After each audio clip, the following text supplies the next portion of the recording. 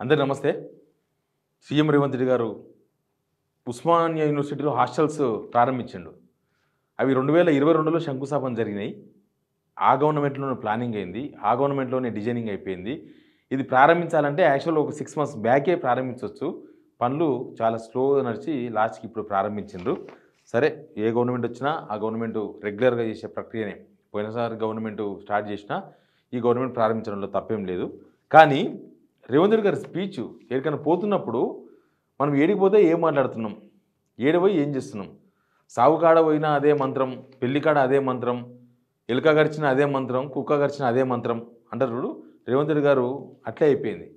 ఆయనలో పార్టీలో ఆయనకున్న ఫ్రస్ట్రేషన్‌ని బయటపెట్టుకుంటాడు. ప్రత్యర్థి పార్టీల నుంచి ఆయనకున్న ఫ్రస్ట్రేషన్‌ని బయటపెట్టుకుంటాడు. అప్పుడే డబ్బులు లేవు, మొత్తం బికారు ఎత్తేసినామంటాడు. అప్పుడే మనం పేదరికంకి వెళ్ళి వచ్చినామంటాడు. అప్పుడే మొన్ననే కదా 7వ ప్లేస్ ముఖ్యమంత్రిగా, డబ్బులున్న ముఖ్యమంత్రిలో 7వ ర్యాంక్ 33 మందిలో. తర్వాత అప్పుడే మీకు ఏం కావాలో కోరుకుంటే నేను వరాలు ఇచ్చేస్తా అంటాడు. ఎప్పటిలాగానే కేసీఆర్, కేటీఆర్‌ను ఉతుకుడే ఉతుకుడు. అంటే అసందర్భం. సందర్భాన్ని బట్టే మాట్లాడాలి. ఒక ముఖ్యమంత్రి ఏడ పోయినా నేను పచ్చి పులుసే తాగుతా అంటే కుదరదు కదా. అప్పుడప్పుడు ఉపవాసం ఉండాల్సి వస్తుంది, అప్పుడప్పుడు తొక్కేసుకొని తినాల్సి వస్తుంది, అప్పుడప్పుడు పప్పు సాంబార్ కలుపుకొని తినాల్సి వస్తుంది, అప్పుడప్పుడు చికెన్ తినాల్సి వస్తుంది. కానీ అట్లా లేదు. రేవంత్ రెడ్డి గారు ఆయన ఏమంటారు, ఆయనలో ఒక ముఖ్యమంత్రిగా ఉండాల్సినంత ప్రశాంతతతో లేడనిపించింది. ఆయనంతా ఒక అక్కస్తో, మనుషులో ఒక చెడు ఉద్దేశంతో, ఒక ఒళ్ళంతా విషం నింపుకున్న వ్యక్తిలాగా కనబడొద్దు ముఖ్యమంత్రి. కానీ ఎందుకో మరి ఆయనకు గైడెన్స్ ఇచ్చే వాళ్ళు ఎవరో, లేకపోతే ఆయన ఎవరు ఫాలో అవుతున్నాడో కానీ ఆయన పని చేసుకుంటే ఆయన పోతే చాలు. అదే జనాలకు అనిపిస్తుంది, ఓకే గవర్నమెంట్ ఇది చేసింది అనిపిస్తుంది. కానీ ఈ పనికన్నా ఎక్కువ ఆయన తిట్లు, లేకపోతే ఆయన మాట్లాడే మాటలు డామినేట్ చేస్తున్నాయి. బహుశా ఆయన అంత స్పీచ్ ఇచ్చిన తర్వాత ఆయనకు పార్టీలో చాలా సమస్యగా ఉన్నట్టుగా మాత్రం అర్థమైంది. అన్ని విషయాలు మాట్లాడదాం. వీడియో జస్ట్ కొద్దిసేపు క్రితమే హాస్టల్ ప్రారంభించి స్పీచ్ ఇచ్చిండు రేవంత్ రెడ్డి గారు. అన్ని విషయాలు మాట్లాడదాం. సబ్స్క్రైబ్ కూడా చేసుకోండి. ఫస్ట్ ఒక దాంతో స్టార్ట్ చేస్తా. ఎందుకంటే దీనిలో ఒక యాంగిల్ కాదు, ఆయన కడుపులో ఉన్నదంతా ఏమన్నా చూసినామా, ఏమన్నా మనకు అక్కరచన దొరికినప్పుడు, లేకపోతే ఇక ఏదో ఒక మనిషి దొరికినప్పుడు వింటలే మనం ఏం చెప్పినా వింటాడు అన్నప్పుడు ఇక మనకు బుద్ధి పుట్టిన మాటలు మాట్లాడుతుంది చూడు. అట్లా ముఖ్యమంత్రి గారు కూడా బుద్ధి పుట్టిన మాటలు మాట్లాడేసిండ్రు. ఫస్ట్ ఒకటి, డబ్బులు లేవు నా దగ్గర, భూములు లేవు పంచనికే, మీరు చదువుకుంటే చదువుకోండి, లేకపోతే లేదు, నేను ఇంతకు మించి నేనేం చేయలేను, డబ్బులు లేవని చెప్పేసిండు. ఒక 10 నిమిషాల గ్యాప్ కూడా రాలేదు. ఆయన స్పీచ్ ఒక 40 నిమిషాలు, కానీ ఒక 5 నిమిషాల గ్యాప్లోనే మీరు ఆర్ట్స్ కాలేజ్ దగ్గర మీటింగ్ పెట్టండి, డిసెంబర్లో వచ్చేస్తున్నా, మీకు ఏం కావాలో అవి ఇచ్చేస్తా, ఎన్ని వేల కోట్లన్నా కానీ 3 లక్షల కోట్ల బడ్జెట్. ఒకసారి వినండి. ఈరోజు నేను ఉన్న వాస్తవం మీ దగ్గర చెప్పదలుచుకున్నా. నా దగ్గర పంచడానికి భూములు లేవు, మిమ్మల్ని ధనవంతులు చేయడానికి ఖజానా ఖాళీగా ఉన్నది. ఖజానా ఒట్టిపోయి ఉన్నది, భూములేమో లేవు, పంపకాలు జరిగిపోయినాయి. ఈరోజు తెలంగాణలో 1,50,00,000 ఎకరాల వ్యవసాయ యోగ్యమైన భూములు ఉంటే 96% చిన్న సన్నకారు రైతులే. అంటే ఎకరము, 2 ఎకరాలు, 3 ఎకరాలే. ఇప్పుడు అగ్రికల్చర్ సీలింగ్ యాక్ట్ తెచ్చినా నేను గుంజుకోవడానికి గజం కాదు కదా, ఇంచు భూమి కూడా లేదు. అందుకే మా దళితులకు, మా గిరిజనులకు, మా బలైన వర్గాలకు, మా మైనారిటీ సోదరులకు, మా తమ్ముళ్ళకు, మా చెల్లెళ్ళకు నా సూచన ఒక్కటే, మీరు ధనవంతులు కావాలి, మీరు గొప్ప వ్యక్తులు కావాలి అని అంటే రాష్ట్ర ప్రభుత్వం పంచడానికి భూములు లేవు, ఏమీ లేవు, పైసలు లేవు, భూములు లేవు, మీరు చదువుకోండి, బాగుపడరు, మంచిదే. ప్రభుత్వం దగ్గర పైసలు ఉన్నా మీరు అభివృద్ధి చేయాలి తప్ప పంచనికి లేదు. అట్లా ఇక ఆయన మాటలు మొత్తం ఫస్ట్ నుంచి లాస్ట్ వరకు నిటారుగా నిలబడ్డాడు. అమరవీరులను గురించి మాట్లాడతారు. అమరవీరులను చేసిందే కాంగ్రెస్. అప్పుడు ఈయన టీడీపీలో ఉండే, టీడీపీ కూడా దానిలో భాగస్వామ్యమే. తెలంగాణ కోసం మొట్టమొదటి అమరుడు శ్రీకాంతాచారి వాళ్ళ మదర్ను లాస్ట్ గవర్నమెంటు ఏమీ చేయలే వాళ్ళకి. ఈ గవర్నమెంటు ముఖ్యమంత్రి కాంగ్రెస్ నుంచి కలిసిందామే, ఏం చేయలేదు. అసలు నాకు మళ్ళీ అపాయింట్మెంట్ కూడా లేదు రేవంత్ రెడ్డి గారిది. ఆమెకి ఏమి ఇవ్వరు. కానీ ఆడ మాట్లాడిన మాటలు, ఒక యాదయ్య గురించి మాట్లాడతారు, ఇవన్నీ వీళ్ళందరినీ అసలు అమరవీరులను చేసిందే కాంగ్రెస్ పార్టీ. సేమ్ టైం అప్పుడున్న టీడీపీ పార్టీ, అప్పుడు టీడీపీ పార్టీలో ఉన్నారు సార్, వీళ్ళే చేసింది అమరవీరులను. చేసి ఇప్పుడు వీళ్ళే నివాళులు అర్పిస్తున్నారు. That is the democracy. అయితే ఇంకా చాలా మాటలు ఉన్నాయి. యాక్చువల్గా ఈయన ఇక్కడికి పోయేకన్నా ముందు చాలా విషయాలు జరిగినాయి. అసలు అందరిని అరేంజ్ చేసి పడేసినారు. హాస్టల్లో ఉన్న స్టూడెంట్స్ను హాస్టల్నే బంధించేసినారు. అక్కడనే హెడ్ కానిస్టేబుల్ ఉంటాడు, ఎవరిని బయటికి రానియద్దు. తర్వాత ఓయూలో ఉండే మా ఉద్యోగాలు ఏంది, మా జాబ్ క్యాలెండర్లు ఏంది, అసలు ఈ సంవత్సరం ఇప్పటిదాకా మాకు ఒక్క నోటిఫికేషన్ ఇవ్వలేదు అంటుంటే వాళ్ళందరినీ ఎత్తేసినారు. వాళ్ళకు మద్దతు తెలుపుతున్న చాలామంది లీడర్లను కూడా అరెస్ట్ చేసినారు. వాళ్ళు కూడా ఎవరు లేరు అక్కడ. ఆయన పెట్టిన మీటింగ్లో అతి కొద్ది మంది, ఒక 10 మంది ఓయూలు ఉంటే 90 మంది బయటోళ్ళు. వాళ్ళందరినీ తీసుకొని పోయి వాళ్ళకి నచ్చిన వాళ్ళని 10 మంది కూడా మొత్తం ఇక్కడి నుంచి తీసుకుపోయిన కార్యకర్తలను, ఇక్కడి నుంచి తీసుకుపోయిన వాళ్ళను, లీడర్లను, ఎమ్మెల్సీలను, వాళ్ళని వీళ్ళని పట్టుకొని పోయి నింపేసాడు. గవర్నమెంట్లో పదవులు ఉన్న వాళ్ళే మొత్తం ఆడ. నచ్చిన అధికారులు, నచ్చిన అది మొత్తం ఒక పోలీస్ ఆయన చెప్తుండు. మొత్తం 3000 మంది పోలీసులు అంట. రేవంత్ రెడ్డి గారు ఓయి పోతే 3000 మంది పోలీసులు, 3000 పోలీసులు. ఏంది అంతగానం 3000 పోలీసులు వచ్చిన అవసరం ఏముంది? ఇదేం కొత్త కార్యక్రమం ఏం కాదు. ఇగో అప్పుడు Sabitha madam minister, Talasani Srinivas Yadav minister, Sridhar Reddy గారు కూడా కనిపిస్తున్నారు దీనిలో. ఇంకా చాలామంది ఉన్నారు ఆఫీసర్స్ అంతా. వాళ్ళు 2022 నవంబర్ 19 డేట్, 2022 నవంబర్ 19వ తేదీన శంకుస్థాపన చేసిండ్రు హాస్టల్స్కి. ఆ హాస్టల్ను రేవంత్ రెడ్డి గారు ప్రారంభించారు. మనం ఇటుక పిల్ల పెట్టలే, మనం ఇసుక పోయలే, మనం ఏం చేయలే. వాళ్ళు కట్టిర్రు, అక్కడ స్టార్ట్ అయింది. ఈ గవర్నమెంట్ ఓపెన్ చేసింది. ఓపెన్ చేసి ఏ గవర్నమెంట్ కడితే, ఎవరు కడితే అక్కడ శంకుస్థాపన జరిగితే ఇవాళ ప్రారంభోత్సవమైందో ఆడిపోయి వాళ్ళ మీద తిట్టదండకం అందుకున్నారు. ఇలా విజిట్లనేమో అసలు స్టూడెంట్స్నే కనబడకుండా చేశారు. మొత్తం ఎత్తుకపోయారు ఎక్కడంటే అక్కడ. రాత్రి నుంచి నేను సాయంత్రంకి వెళ్ళి స్టార్ట్ అయింది.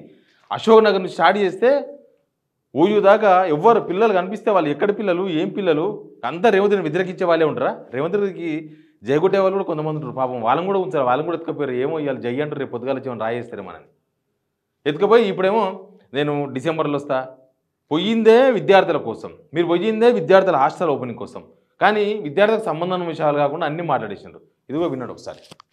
సాధనలో ముందు భాగాన నిలబడి తెలంగాణ సాధించిన ఉస్మానియా యూనివర్సిటీని ఇలా గాలికి వదిలేయడం బాధ్యతను ఒకసారి ఆలోచన చేయండి. అందుకే మిత్రులారా, ఏమైనా అంచనా వేసుకోండి, ఏమేం కావాలనో నాకు చెప్పండి. మళ్ళీ నేను వస్తా. ఠాగూర్ ఆడిటోరియం కాదు, ఠాగూర్ ఆడిటోరియం కాదు. మా వీసీ గారికి, మా పోలీస్ సిబ్బందికి చెప్తున్నా, ఆ ఎల్ల నేను వచ్చిన రోజు క్యాంపస్ లోపల ఒక్క పోలీసు కూడా పెట్టకండి. ఏ విద్యార్థులు ఏ నిరసన అయినా తెలపనియండి. నిరసన తెలిపే స్వేచ్ఛ కూడా వాళ్ళకి ఇద్దాం. ఆర్ట్స్ కాలేజ్ ముందు మీటింగ్ పెడతా, మీకు కావలసిన 100 కోట్ల నిధులు ఇస్తా. అర్థమైందా? కొద్దిసేపు క్రితమే కదా, ఒక 2 నిమిషాల, ఒక మ్యాక్సిమం 10 మినిట్స్ బిఫోర్ ఇదే వీడియోలో డబ్బులు లేవు నాతో ఈయనకే, భూములు లేవు నాతో పంచానికి అని. ఇప్పుడేమో నేను వస్తా, ఆ రోజు స్టూడెంట్స్కి ఫ్రీడమ్ ఇవ్వాలంట. ఈరోజు ఏమో స్టూడెంట్స్ని బంధించేసినారు. ఈరోజు స్టూడెంట్స్ని బంధించారు. ఈరోజు ఎందుకు దానికి రానివ్వలేదు? మీడియా వాళ్ళని రానివ్వలే, స్టూడెంట్స్ని రానియలే, అడిగే వాళ్ళని ఎవరు రానియలే. అంత మనకు డ్రమ్ కొట్టే వాళ్ళే, అంత మనకు జేజేలు కొట్టే వాళ్ళే కావాలి తప్ప అడిగేవాళ్ళు వద్దా గవర్నమెంట్కి? మళ్ళీ డిసెంబర్లో వస్తా, అప్పుడు పెడదాం, నీకు ఎన్ని డబ్బులు కావాలంటే అన్ని డబ్బులు ఇస్తా, మీరు అడుగురు నేను ఇస్తా అంటాడు. అంటే ఇలా ఖాళీకుండా రేపు ఖజానా నింపుతారా? మీరు పోయిందే బీఆర్ఎస్ గవర్నమెంట్, పోయిన గవర్నమెంట్ శంకుస్థాపన చేసిన హాస్టల్స్ ప్రారంభించడానికి. ఈ గవర్నమెంట్ వచ్చి 20 మంత్స్ అయింది. ఓయూలో ఒక ఇటుక పిల్ల తీయలే, ఒక ఇటుక పిల్ల పెట్టలే, ఒక చెట్టు నాటలే, ఒక పువ్వు దియ్యలే, ఒక కాయ గొయ్యలే. మళ్ళీ ఆడబోయి కూడా ఇంకా చూడండి ఒకసారి, అది కూడా వినండి. న్యాయవాదులను తీసుకొచ్చి ప్రొఫెసర్ కోదండరామ్ సార్ని ఎమ్మెల్సీగా తొలగించారు. ఏం పైశాచికానందం ఇది, ఏం శునకానందం? సార్ ఒక్కడు ప్రొఫెసర్గా ఉంటే తప్ప, ప్రొఫెసర్ గారు ఎమ్మెల్సీగా ఉంటే తప్ప?